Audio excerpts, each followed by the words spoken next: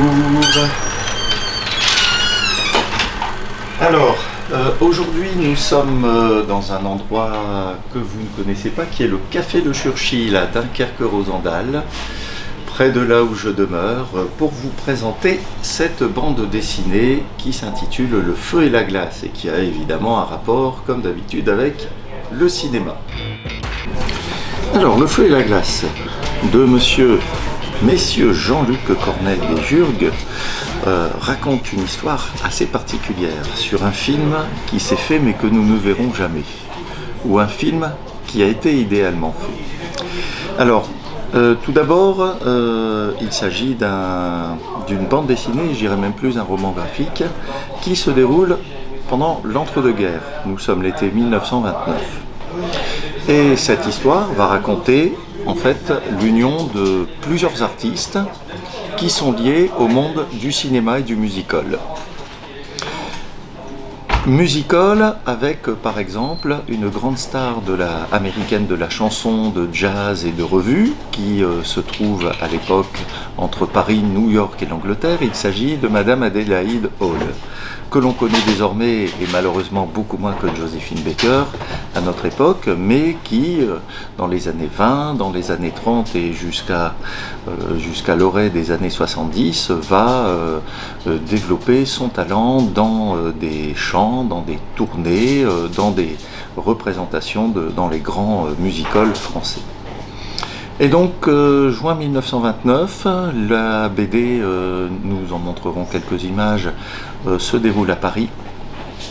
Et nous avons Adélaïde Hall qui fait sa tournée de chant avec son groupe musical dans la capitale. Et parmi les spectateurs, durant cette soirée, nous avons Ira Gershwin et Kurt Weill. Déjà deux grands personnages du monde artistique et surtout musical de l'époque. Et donc Ira Gershwin va présenter cet artiste, Adélaïde Hall, à Kurt Weill, futur compositeur de l'opéra de 4 sous. Le coup de foudre artistique est instantané et en parallèle, ils vont proposer à Adélaïde de rejoindre une équipe et de proposer à cette équipe de tournage, et pas n'importe laquelle puisqu'il s'agit d'une équipe qui est constituée du grand réalisateur allemand Georg Wilhelm Pabst et de Louise Brooks qui vient de tourner avec ce grand metteur en scène allemand en 1929, Loulou tout d'abord et le journal d'une fille perdue, eh bien un film qui sera pour Pabst le premier grand film européen parlant. Je parlais de période d'entre-deux, entre deux guerres, mais aussi, là, nous sommes en 1929, dans une période qui est aussi dans l'entre-deux, puisque le cinéma va accomplir une métamorphose à la fois technique et aussi sonore, puisque nous serons dans le début du cinéma parlant, aux prémices du cinéma parlant. Avec notamment un système, et c'est l'une des qualités de la bande dessinée, un système de photophone avec une caméra, et avec une pellicule adaptée, une pellicule de 35 mm de mémoire, avec une bande magnétique à ses extrémités qui est très résistante. Et puis aussi le clap qui permet de faire, j'allais dire, d'assurer un bon montage ensuite, et un bon timing, non seulement au niveau de l'image, mais au niveau de la prise de son. Alors, face à ces personnages, ou avec plutôt ces personnages, nous avons aussi d'autres personnalités importantes du cinéma à l'époque. Nous avons Marlène Dietrich, qui vient sur le plateau de la fin du tournage du journal d'une jeune fille perdue, qui vient taquiner Pabst et son actrice Louise Brooks. Pourquoi as-tu engagé une américaine? Je suis la meilleure actrice du monde.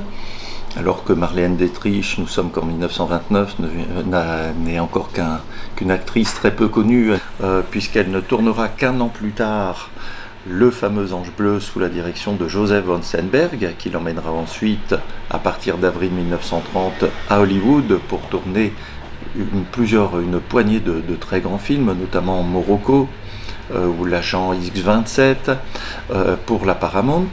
Eh bien Marlène Dietrich va à la fois se lier de rivalité, mais aussi une amitié, hein, voilà, une amitié, une tendre amitié avec l'actrice américaine Louise Brooks. Nous avons aussi donc comme autre personnalité au cours de cette bande dessinée qui est très documentée, très variée, très riche au niveau de son scénario. Nous avons aussi le directeur de la photographie, très important à l'époque, notamment puisque en fait le cinéma qui n'était qu'à ses balbutiements du parlant et qui était encore très délicat au niveau sonore, eh bien dépend encore de l'image et donc des directeurs photos, et là c'est le fameux Sepp Allgeier. Nous avons aussi, il est fait allusion au cours de cette bande dessinée à un autre personnage que nous ne voyons pas dans la bande dessinée, mais qui est Bertolt Brecht, hein, le fameux dramaturge allemand qui a écrit le scénario du film dont Pabst a beaucoup envie de parler et qui éprouve une irrépressible envie de tourner. Et donc, comme je le dis, je le répète, c'est un film. Lapsus révélateur, c'est un livre qui est en fait une fiction, puisque ces artistes ne se sont jamais croisés pour faire ce film, d'accord ? Et d'ailleurs, comme on peut le voir, même si nous connaissons le titre du film, il ne figure pas sur le clap, d'accord ? Sur le fameux clap. Donc, comme si c'était un film fantôme, un film rêvé, un film idéal. Au cours de la première partie de cette bande dessinée, nous avons l'élaboration du film, la constitution de l'équipe d'acteurs. Kurt Weill va même être l'un des acteurs du film.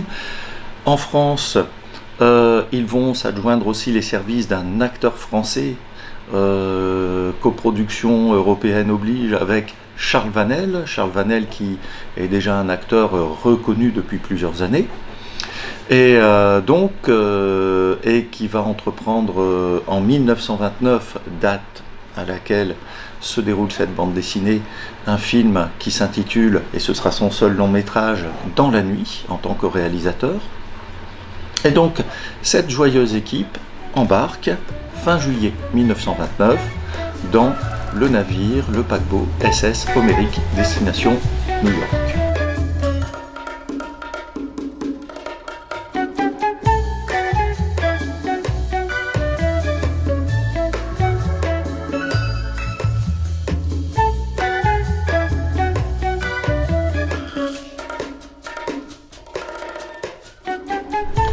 Le tournage se déroule donc sous les meilleurs auspices, mais progressivement, et c'est aussi l'une des qualités de cette bande dessinée, de ce roman graphique, il y a également un mystère qui s'épaissit davantage au fil du tournage, autour d'un des membres de l'équipe qui semble peut-être pas saboter, mais qui semble à la fois réticent et en même temps vouloir éliminer complètement toute chance que le tournage puisse parvenir à sa fin. Je ne vous dis pas de quel personnage il s'agit, je vous laisse évidemment le soin de le découvrir. Les dessins sont assez intéressants puisque il y a des regards, il y a des profils, il y a, comment dirais-je, un effet qui, certes, ne vise pas un réalisme très exacerbé, mais enfin qui sait prendre les pensées, les sourires, parfois les pleurs des personnages. Et donc, le tournage continue sur ce paquebot. Ce qui est intéressant, c'est que là, ici, on a un tournage qui se fait en extérieur, avec un son direct, même si la caméra, précaution supplémentaire, est enfermée le plus souvent dans un caisson qui empêche les sons parasites de se greffer, de se graver sur la bande sonore et de la pellicule. Et bien, on appelle ce caisson une blimp, qui donnera ensuite son nom à un micro-perche bien connu. Eh bien, nous avons aussi droit à la vie des passagers d'un paquebot pendant cette traversée franco-américaine. Nous avons également droit, et c'est l'une aussi des valeurs de cette bande dessinée, à la vie des personnages, à la fois la vie sentimentale, vie artistique, vie amoureuse de ces personnages, notamment du trio féminin. Nous avons droit aussi aux facéties de ces différents artistes. Et donc, le tournage parvient à sa fin. Louise Brooks descend du paquebot, du bateau, une fois arrivé à New York, avec des au revoir, voire des adieux qui sont touchants. L'équipe des artistes revient vers la France, vers Cherbourg, mais il se passe un incident majeur que je ne vous révèle pas. Je vous laisse de nouveau la tâche, le soin de le découvrir. C'est aussi de montrer certains trucages, des cascades, comment se faisaient les cascades, les au revoir, d'accord, des gendarmes qui, je le disais tout à l'heure, ressemblent à des vedettes de cinéma au duo burlesque, donc précité Laurel et Hardy. Là, voilà, c'est aussi une des qualités de cette bande dessinée, c'est de nous replonger avec aussi cette dominante parfois sur certaines pages. Nous aurons l'occasion vous aurez l'occasion de le voir également au cours de votre lecture de cet ouvrage, une dominante de mauve, une dominante aussi parfois de noir et blanc. Lorsque l'on montre le tournage ou les scènes du film sur le paquebot ou le film existant, celui-là, Le journal d'une fille perdue de Pabst. Donc ici, c'est une bande dessinée qui se déroule pendant l'entre-deux-guerres, qui se déroule aussi malheureusement à la fin de cette période enchantée, de cette parenthèse enchantée qu'a été la République de Weimar, qu'ont été aussi ce qu'on appelle en France ces années folles, les Roaring Twenties en Angleterre ou aux USA. Et donc vous avez ces artistes, ce trio féminin à la fois de chic et de choc, Marlène Dietrich, qui est à l'orée d'être une star, Louise Brooks, qui va encore tourner ensuite en France, Prix de beauté d'Augusto Génina en deux versions, une version muette et une version semi-sonore, semi-parlante. Et puis, vous avez aussi Adéla Idol qui, comme je l'ai dit voici quelques instants, va poursuivre une carrière à la fois internationale, américaine, européenne, d'artistes de musical, et avec beaucoup d'enregistrements de référence, puisqu'elle travaillera avec des pianistes et des jazzmen de réputation, ou des quintettes, tels que, par exemple, Art Tatum, mais aussi des formations de jazz telles que celle de Django Reinhardt notamment. Vous avez aussi Dizzy Gillespie, Fats Waller qui vont accompagner cette chanteuse au cours de sa carrière. Et donc Pabst, quant à lui, et Kurt Weill auront l'occasion de tourner un film, un vrai film qui a existé en deux versions, une allemande et une française. Il s'agit de l'Opéra de 4 sous. Mais ceci est une autre histoire. Et donc je vous invite désormais à lire cette bande dessinée qui est très variée au niveau des situations, qui est très variée au niveau humain, qui est très variée au niveau artistique, au niveau esthétique également, j'en ai parlé. Cette bande dessinée qui se base sur un entre-deux, non seulement un entre-deux-guerres, qui va petit à petit prendre une mauvaise tournure en Europe, mais aussi mondialement avec la crise de 1929. Mais politiquement aussi, dans certains pays européens, mais aussi c'est un entre-deux, disais-je, technique, également artistique, fin de la période muette du cinéma, début de l'ère parlante, d'accord, avec toutes les vicissitudes de tournage que nous pouvons découvrir, notamment dans le film Chantons sous la pluie, mais ceci est une autre histoire. Et donc je vous invite à lire cette bande dessinée, ce roman graphique qui, ma foi, aussi est très drôle parfois au niveau des répliques. Parce que Louise Brooks, qui avait lancé cette fameuse coupe à la garçonne, Louise Brooks, Loulou, donc dit à Marlène Dietrich au cours de cette bande dessinée, j'ai peut-être les cheveux très courts, mais j'ai des idées très très longues.